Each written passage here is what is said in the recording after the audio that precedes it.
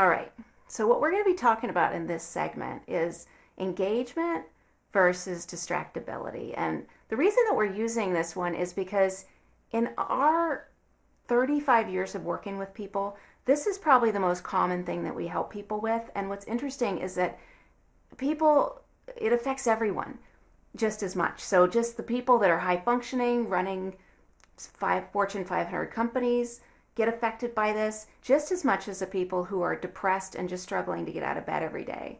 So it's one of those things that it's everywhere. It tends to be invisible, or people just get used to it, but it's everywhere. It's like, it doesn't matter who you are. It's like having a bad hair day.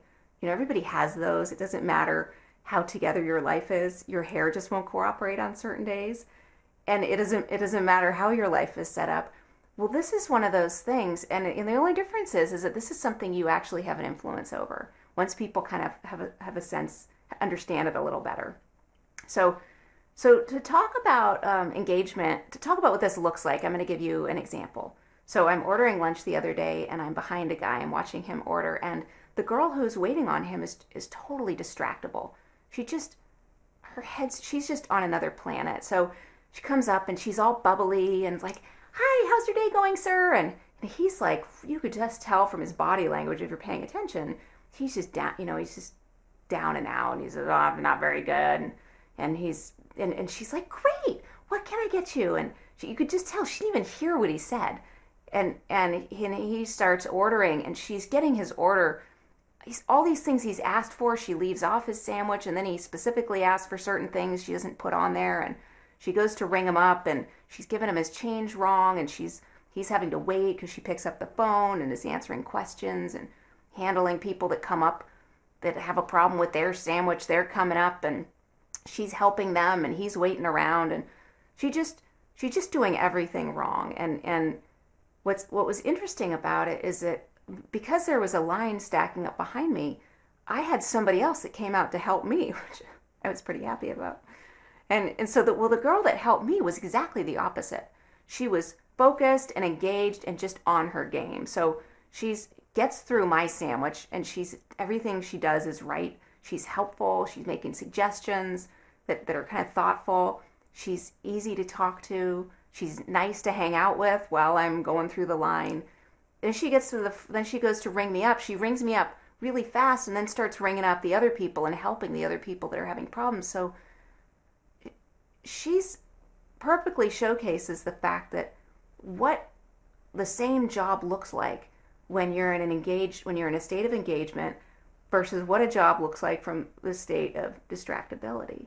So what I mean by engagement is that is that people are kind of tuned into what's going on and attentive and plugged in. They're in real time. Some people call that being present. Some people call that being in the moment. We use the word engagement, whatever word makes sense to you. The distractibility can take a lot of forms. It looks like you're tuned out. If you have something on your mind, if you have a lot of things on your mind, nothing in particular, you're sped up. Your mind is just rushed or moving at a really fast fast pace. So if you have a lot going on in your mind, you're going to be distractible. And that's what I want to point out is that it actually has nothing to do with what you're doing. So the deli example is a great example because it showcases two people doing exactly the same job, the same amount of responsibility, exactly the same tasks at hand, but yet it affects everything that you do. So when you're the one that's distracted and have a lot on your mind, let's say you have your to-do list on your mind and you're just rushing through your day, and it looks like that has to do with the amount of things you have to do. It looks like that's coming from the situation you're in or the job that you have or how many people are in line and the pressure. But yet there are plenty of times where you have exactly the same, you'll see people in exactly the same job, but there's something different going on inside of their mind. Sometimes you're that person. Sometimes you go to your work or your parenting or you're cleaning your house, and you're focused and engaged, and sometimes you're doing exactly those things, nothing's changed, and yet your mind is just scattered, and you can't your mind is just disorganized and scattered. We're calling that a distractible state. And what we're saying is it's a function of your mind in the moment, and it's not a function of what's going on in the physical world. It just so happens that this one thing, depending on where you're at in that regard, whether you're engaged or distractible, it affects everything you do. Literally everything you do. It affects how well you do whatever it is you're doing, how productive and efficient you are, whether you're working at a deli or whether you're trying to handle a bunch of, fight between your kids, whether you have a deadline. It affects how well you problem solve and whether you can think strategically, how well you troubleshoot and prioritize. It also affects how well you handle people, whether you're actually listening to people, taking them in and responding appropriately. All the communication you have, everything you do great when you're engaged. So it's because it has such a big influence over the way we are in life. It's one of those areas that if you learn just a little bit, it makes a really big difference. And the reason we would take the time to point this out is it's really hard to see where you're at in the moment. It's hard. It can be hard to see. It's really easy to see in other people.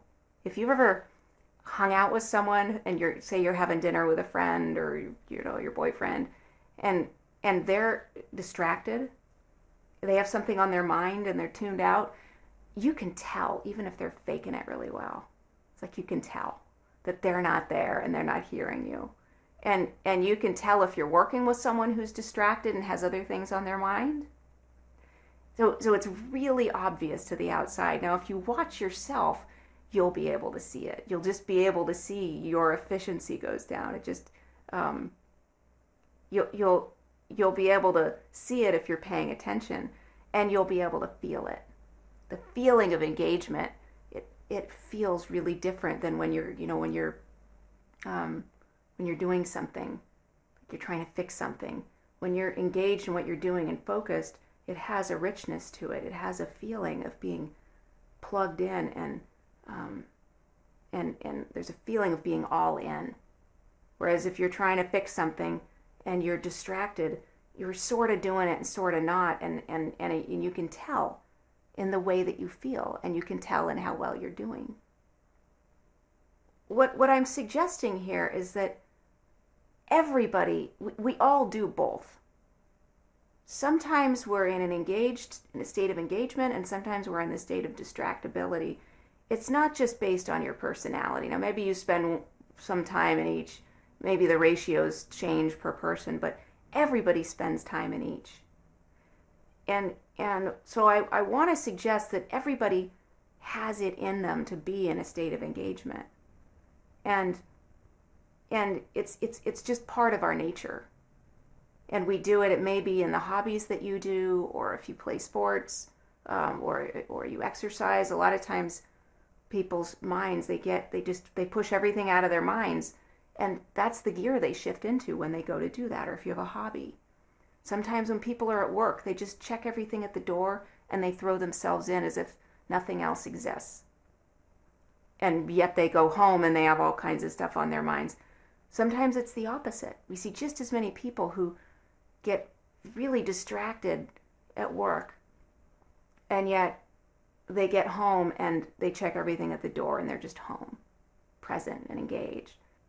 So the way that we're built, we have it in us we know exactly how to be in a state of engagement. We know how to do it, and we do it regularly. We also have it in us to be in a state of distractibility. We just tend to, we tend to be unconscious about what we're bringing to life. And if you pay a little bit of attention, you'll be able to see when you're really showing up and when you're kind of not really there. So one of the implications of this, and the reason that we're putting so much emphasis on this little aspect of your mind, is that people are at their optimum level of functioning when they're in a state of engagement. You do your best at everything that you do when you're engaged. And when you're distracted, everything you do badly, or you do worse than when you're engaged. It doesn't matter if it's your job, your conversations with people, enjoying people's company, mowing your lawn, cleaning your house. Everything you do great when you're in a state of engagement. It's as if all of your capabilities are empowered when you're in a state of engagement. And all of your capabilities are disempowered when you're in a state of distractibility. So your talents and your skills, your technical skills, your reaction time, your ability to troubleshoot and be creative and to get other people to cooperate with you and have conversations with people and work out issues with people. All of those things we do really well. We're kind of at the edge of our abilities in a state of engagement. It's just the way that your mind was designed. Your mind operates best when you're engaged. Now, when you're in a state of distractibility, everything is hard, and you don't do anything well. You don't prioritize well. Coming up with solutions seems hard. It doesn't look like there's a lot of options. Talking to people, listening to what they say and responding, everything is hard. You just don't handle people well when you're distractible. And you don't think things through well. So your efficiency and your productivity goes way down. Because there's an intelligence that we're connected to, and there's a stronger connection to our intelligence and everything we have going for us as human beings. We use a greater percentage of our minds and our capabilities and our instincts and our intuitions. Everything we have going for us as human beings that we're connected to, we have a stronger connection to that when our minds are free and in a state of engagement. We have everything at our fingertips. Whereas when we're in a state of distractibility, it's like having a bucket with holes in it. Everything just falls out the bottom. So the reason I'm making this point is because people don't appreciate how much it matters that when you're in life, you're all in. And when you're distracted, how much you're giving up. People just don't realize it. So sometimes we can't help it. Sometimes I just am scattered and disorganized, and I'm trying to work on a project at home, and I just can't follow through. I just can't get things done. I get constantly stopped by obstacles. It's just not happening for me because my mind just is not operating well. It's just distracted and bogged down. It's moving too fast. But there's something we can do about that. But there's a lot of times where we just are at work and we're just sloppy. You're hanging out with someone and your mind just wanders and you just let it. And I'm suggesting that in those times where you understand what you're giving up, a lot of those moments you'll be able to snap out of it and get back into a state of engagement. We actually do that all the time when we have a deadline, a crisis, when a friend needs our help. We just stop. Or when you realize you have to leave the house, everything you were thinking about, you just back burner and you focus on whatever it is that needs to happen. And we're suggesting that's the frame of mind that's the state that you're in, that you operate best, that we are designed to work that way. And we have everything going for us, and we use everything we have going for us. And we're in a state of distractibility, we have very little going for us. The only other thing that I want to mention about engagement is that when people are engaged, they're content, they're happy. That's where a lot of my contentment shows up, is when I'm engaged. And it's not even when I'm with my favorite people or doing my favorite things. It's just there's a feeling of being relaxed and at ease and enjoying yourself that happens when people get engaged. You get in a state of engagement, and I think it's really easy to miss it because it's not happiness like you just got married kind of happiness. It's the happiness that you fall into kind of in the moments in between life, and just the times that you're just with a friend and you're in a state of engagement with that friend. We love that feeling, the feeling of being close to somebody. That comes from a state of engagement with that person. And if you can imagine that your mind could be engaged more of the time, you'd find yourself content, a more content and happy person. And it's something that people are often, they're obviously, we want to do well in life, we want to do good at our jobs, and we want to get along with people. So the implications for how well we do and how efficient we are in life, that's no small thing. But I also want to point out that there's the potential there to really have an effect on the quality of your life just by waking up to what we're talking about, no matter who you are and what kind of a life you have.